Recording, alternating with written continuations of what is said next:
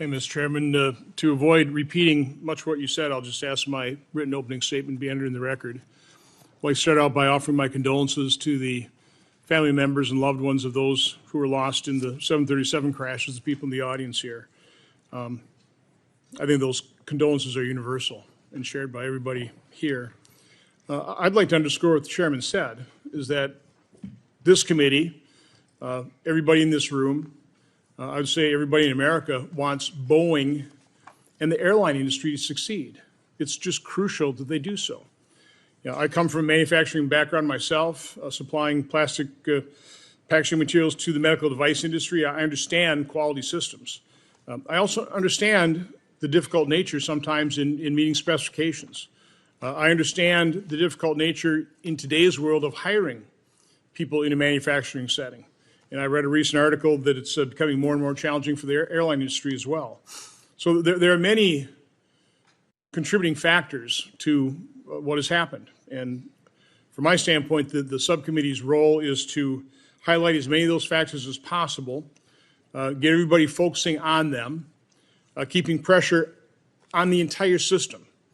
I think that's the other point I want to make, is there are many people. It's not just Boeing CEO. It's not just Boeing's management team. The quality system that needs to provide assurance to the traveling public that it's safe to fly. And that's, in the end, that's what we want. I mean, I travel multiple times a week, almost exclusively on 737s. I have to admit, I get on those planes feeling pretty confident because I know of all the people involved, the suppliers, the manufacturing workforce, the multiple layers of management within Boeing.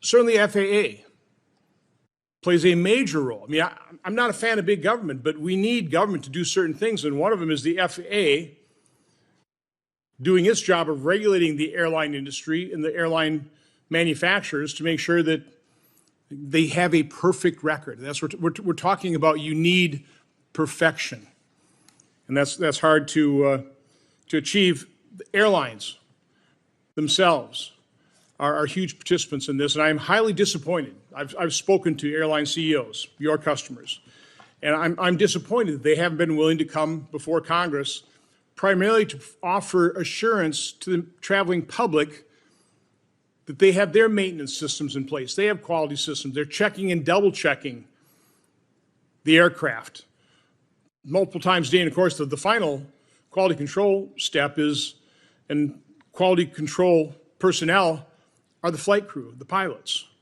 And personally, I would never travel on an autonomous plane. I don't care how good you have your quality systems. I want to make sure that I've got a pilot and a flight crew on that plane with me, making sure that it's safe as best as we possibly can. So again, I think it's necessary that we hold these hearings.